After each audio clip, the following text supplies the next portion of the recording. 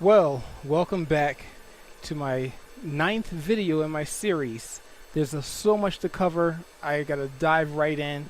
I know the last video I was supposed to talk about iron, and I totally forgot to talk about that. So I'm gonna go into that detail and why it's important and how to get it and all that good stuff. So since we got so much to cover this video, we're gonna talk about specialty items like the bed, for example, wool, how to make a bed, and so much more. And like we're going to even introduce multiplayer. So let's fast forward, dive through this, and sit back and enjoy. Again, if you're just joining us, this here is my series on Minecraft and PlayStation 3, the family-friendly game. You'll have a ball playing. So at any rate, let's dive right into it. Like I said, I like to start off with, once I have iron, the very first thing that I create is shears. Shears are important because they're used for not just pruning bushes, but actually shearing sheep to get wool, which is a very useful commodity here in this world. So now that we have the iron that we need, and I got the trophy for it to prove it, I then go ahead and create shears, which is iron in the diagonal, almost like how you would imagine scissors wide open. So I take my shears and I'm gonna go get a sheep. So fast forward to that, no sense in showing how I found the sheep. So once you find your sheep, track it down, aim your shears on it, and clip, snip, there you have it. You got some wool. You do that a few more times, you need about 3 blocks of wool to make a bed. But while I'm out here, I want to talk to you about mining around and in water. There's some very useful materials that you can get while you're in the water, sand being one of them. But while I was out here, I just happened to stumble upon some clay. Oh, I forgot. Maintain your resources. Always hunt when you get an opportunity. And I know I'm a big stickler for using the right tool for the job, but I broke my sword, wasn't paying attention, so I had to go ahead and use an axe. Not very useful in a cow, but it does the job. Needless to say, I got the leather and the stake that I needed. But like I said, while I was out, I found some clay.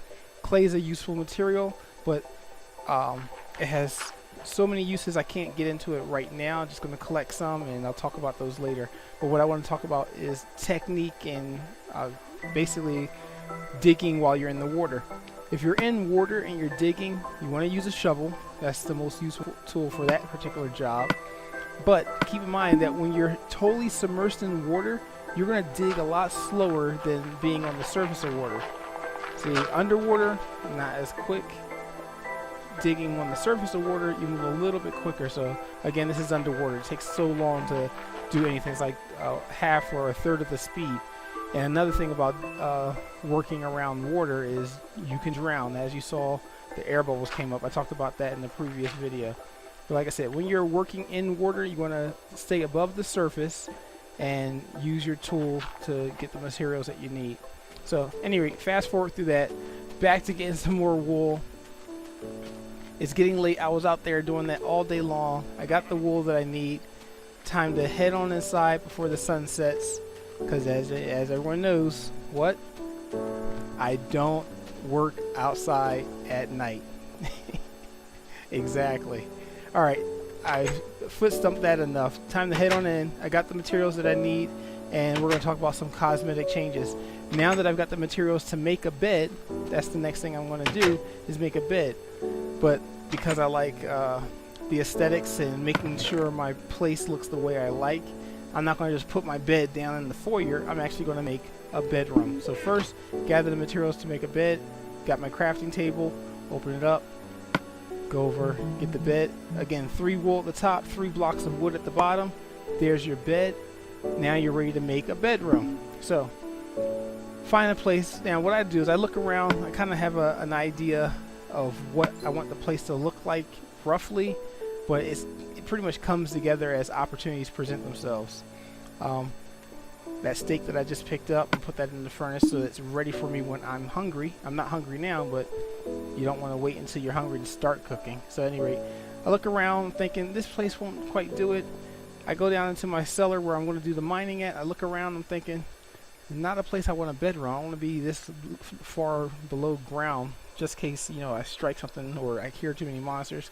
While you're sleeping, monsters don't spawn, but if monsters spawn around you, they won't let you sleep. You can't fall asleep when the monsters are too close. It's like your character's thinking like, I can't get any sleep. But at any rate, I look around and I realize, you know what, there's not a place for a bedroom, so it's time to make one. So fast forward through all this, I pretty much dig out this entire tunnel. And my mining techniques are, as you go too far from your entrance, you want to put down some light. That's crucial. The last thing you want are dealing with the hazards of running into monsters while you're digging long tunnels. And I just found some flint, which is another very useful material, which I will talk about in another video. So at any rate, I'm gonna dig through all this, and there are some. Previous video I had a whole stack of pickaxes, so I got a decent supply of those things. You envision what you want the place to look like, you just go to town, and there are some things that you want to keep in mind. There are some major hazards that you want to look out for when you're mining. One of them being water, another being lava. Lava will creep up on you and surprise you. Sand or gravel, because if you're digging and you dig through sand or gravel and you're making a mistake of digging above you, it'll come down on top of you, possibly drowning you, or if it's lava, burn you, or gravel, suffocate you. And then there are, of course, monsters. If you dig, you might run into monsters. And as you can see, there's some water dripping. So I just discovered that I'm underneath a body of water. So you have to be very careful not to collapse your ceiling when you're digging. But seeing that water inspired me to do something. I'm thinking, you know what? Let's make this a bedroom that's worthy of a king. I want to have an interesting feature. So what I decided to do was figure out where that water was dripping at and said, you know what? I'm going to put a feature that incorporates the water into the room. So that's what I did. I decided to turn this area into a skylight. So take a look. I'm going to show you just some techniques in making a skylight. You dig, once you find that water, you dig up. Fast forward, you dig up pretty much with the glass, one placement at a time. Let the water come in. You got to be a little bit quicker. You want to have the glass available and move as the water's going to push you. Move and get to a good angle and put the glass in place. And you just pretty much repeat that. You dig up, put the glass in place, and move out the way and move on. So fast forward through that. I got my skylight. It looks really nice. The bedroom's coming together. It's working. You know, it's like, you know, basically starting to look more, again, luxurious. Has that certain appeal to it. So I've done a lot of work around the place, and I can put this extra glass away. I'm not going to be using this for a while. Now, again, back to sustaining resources. As I spend more and more time and energy down here, I want to go check on my crops that I planted a few days ago. So I free up some space. I go out and start gathering my crops. One thing I want to say about the crops is that when you're gathering, you want to do it the right way. You want to basically not walk on your crops as you're gathering. You'll kill your plants that way. They won't yield any wheat or anything. So work from the outside in, and I like to have my hoe available just in case the soil turns. I can quickly, you know, fertilize the soil again or turn the soil and prepare it for, you know, future plants. So I gather up my seeds, I gather up my wheat, and I pretty much replenish the area. I'm not going to go into all those details because a friend of mine just popped on, and I'm going to basically talk now about the multiplayer aspect. So I go ahead, put the seeds down, and I'm going to tell you about the multiplayer. So fast forward through the planting of seeds, head back on inside, and the multiplayer aspect of the game, if you set it up from the very beginning, you can play your game world where anyone on your friends list can automatically join. As you saw, someone just joined in, pretty much totally surprised me, and while he's getting set up, I'm going to prepare for guests. So let me go put some of these supplies away and hopefully get a bedroom set up so that I can actually get rest, because when someone else is on your server, the night doesn't fast forward unless everyone has a bed and everyone's set up. So first thing I want to do is I realize I gotta first make another, even though that room's large enough, I want to put some supplies away that just in case he wants to rob me, I want to hide my treasure deep in my dungeon. No, I'm kidding. At any rate, I want to clear up some supplies, put some supplies down for him if he needs them. Basically, some of the soft goods, wood, stone, flint, all that kind of stuff. The stuff that's not easy to get quickly, you want to have that on hand just in case you want to be generous to your guests. So, talking about guests, I'm gonna show you some of the controls on the interface, basically.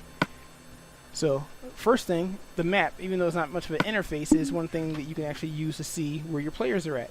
So, as you can see, on the white arrow, I'm rotating there, and the green arrow is my friend who just joined. Don't make the mistake of dropping your map. That's something I still have to get used to.